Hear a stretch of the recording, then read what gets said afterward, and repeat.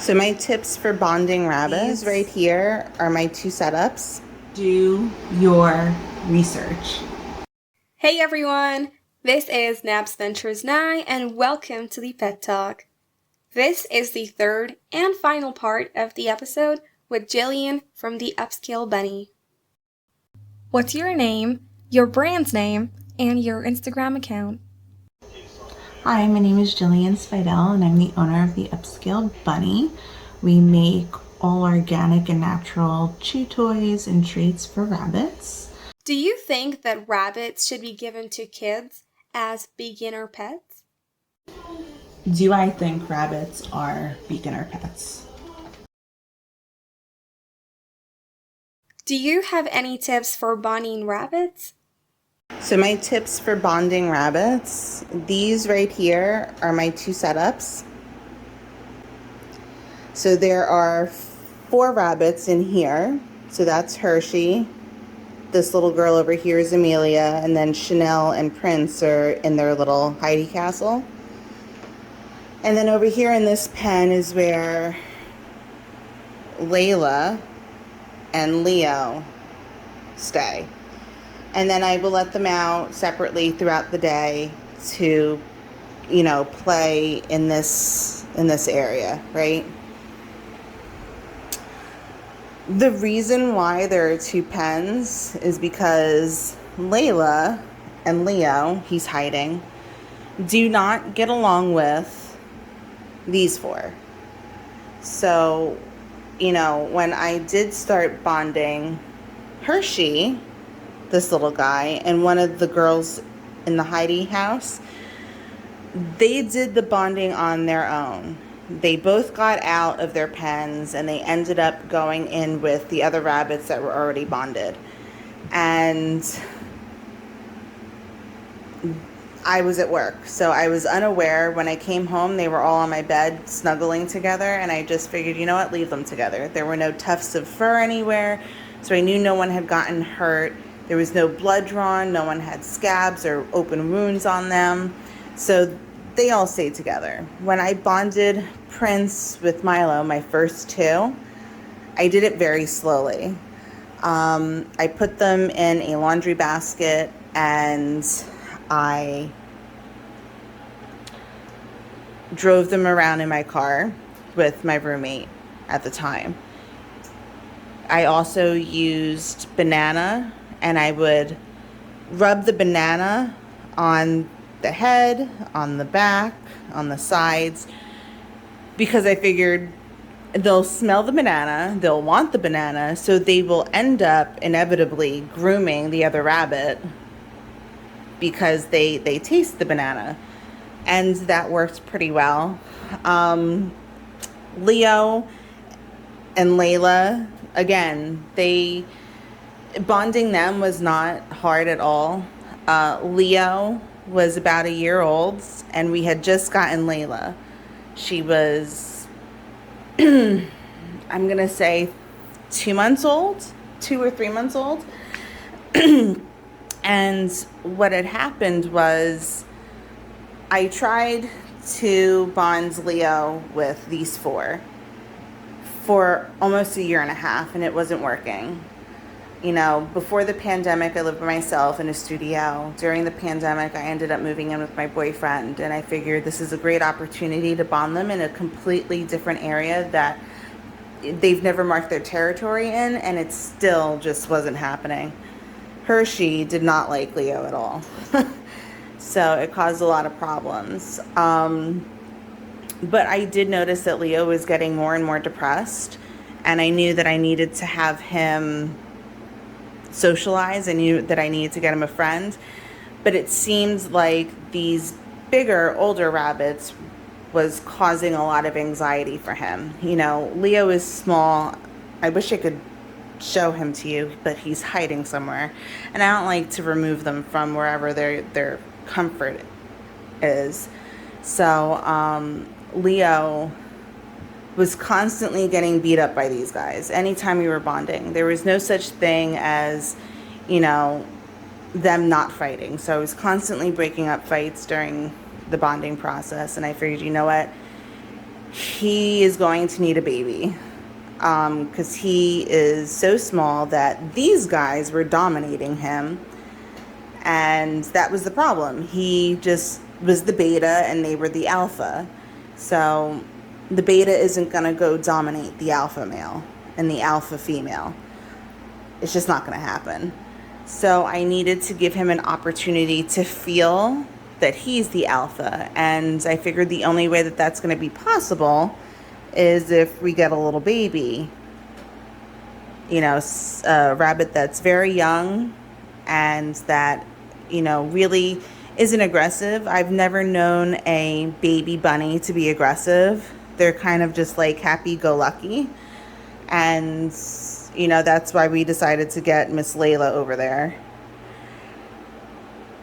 We put them side by side, their pens. We let them smell each other through the pens at first. We let that happen for about a week so that, you know, both of them knew that, you know, there was a presence there other than themselves. Then we slowly introduced them to each other without the pen. So I would hold Layla in my lap and Leo would sniff Layla out, figure out what was going on. And then you start to see signs of dominance after a little while. I would let Layla kind of wander around. Leo would sniff her. Leo would follow her. There was no fighting. And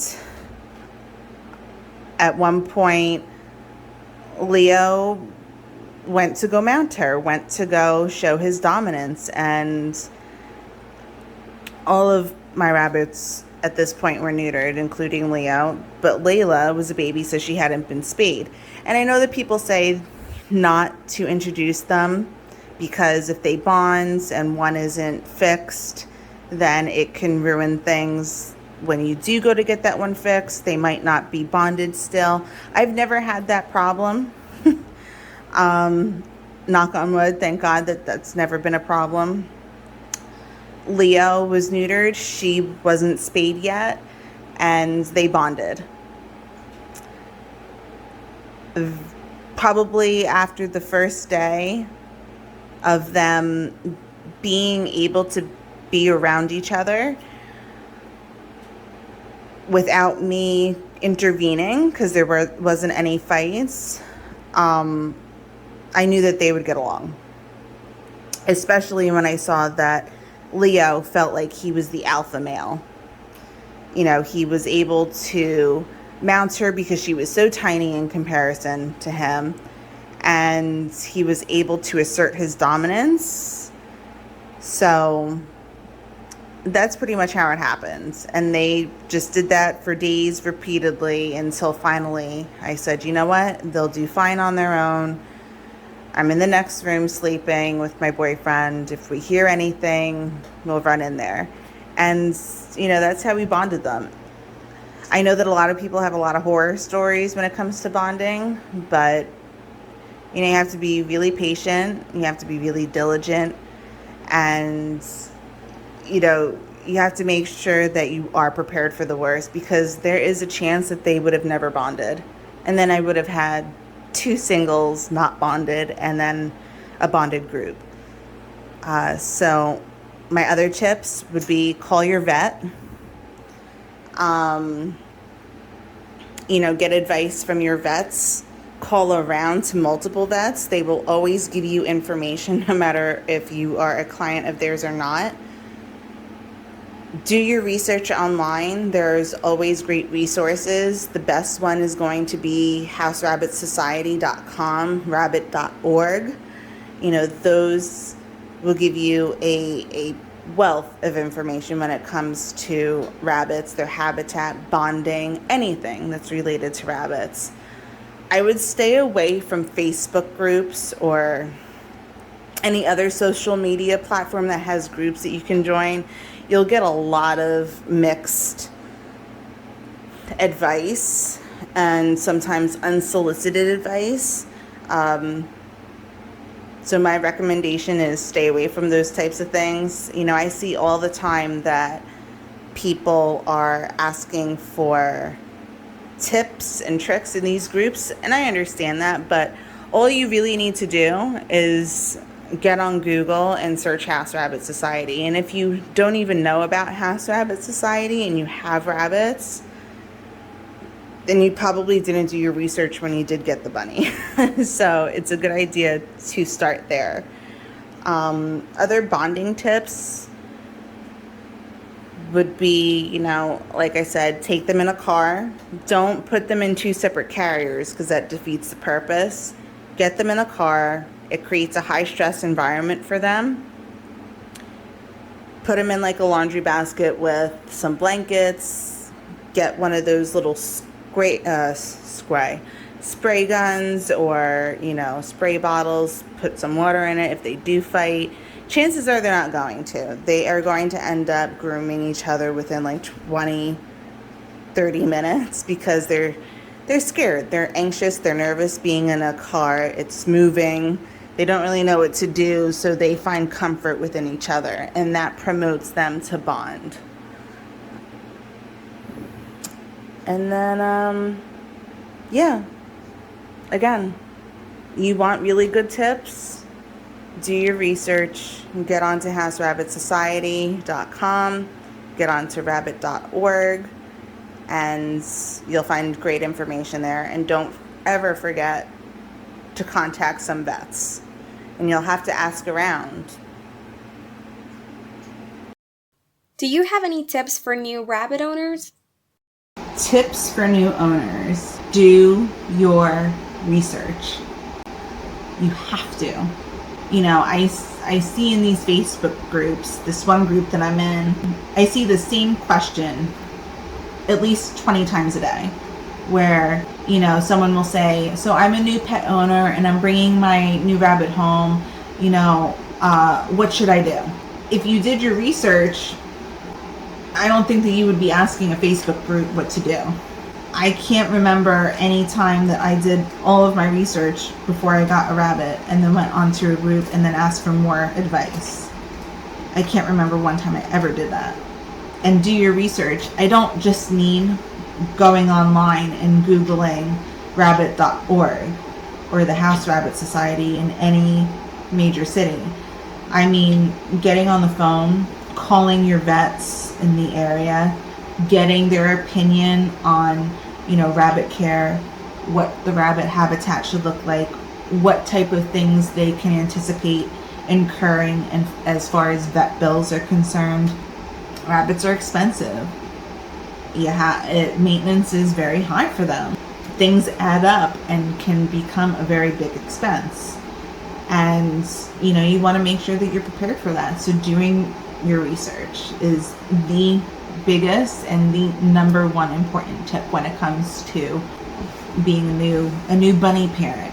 Again, if you're getting this rabbit for your kid as a beginner pet, make sure you as the parent and the guardian understand how much really goes into taking care of a rabbit. It's nothing like taking care of a dog or a cat. It is 100 times more involved. And if you're not prepared for that, don't get the rabbit. If you know that you want your children to be responsible for the rabbit, but you also know that your children are probably going to push that responsibility off to you and you don't want it, don't get the rabbit. Get a stuffed animal instead. And I don't say that to be rude or mean or to deter you if you really want a rabbit. It's just, I think that everyone should really know what goes into caring for a rabbit, because it's a lot of work. They are a lot of work, whether you have 1 or 7. The workload for me, it really didn't change, from 1 to 7. Sure, you're buying more hay, you're buying more pellets, you're buying more leafy greens, you're buying more blankets, more beds, more toys. But overall, it kind of stayed the same. And if you're not prepared for that, then a rabbit really isn't the best pet. If you want something that your kid can cuddle with, or that you yourself want to cuddle with, it's a hit or miss with a rabbit. I have 7. At one point I had 7, and out of those 7, only one of them really loves being held and coddled and, pet in the same way that a dog would or a cat would. The other ones do far better with me sitting on the ground and hanging out, and then them coming up to me and saying hello on their own terms, because that's how majority of rabbits do act. That is their normal behavior. They will deal with you when they want to. They don't want to be forced, and sometimes kids and sometimes adults want to force that. I see a lot of people in these groups saying, my rabbit seems uninterested in me, and I don't think my rabbit likes me, and I think about getting rid of them because it's not, I really wanted an animal that was going to be affectionate, and that is not a rabbit's temperament. So, and that goes for all breeds of rabbit. It really does matter what their personality is like. Some of them are going to be a little skittish. Some of them are going to be really sweet and really comfortable with you, touching them all the time. And some of them aren't. So again, all of these things that I'm talking to you about, they're all things that I, in the past, researched before I even got my rabbit. And that is what you need to do as a responsible owner and as someone that, is a new bunny parent.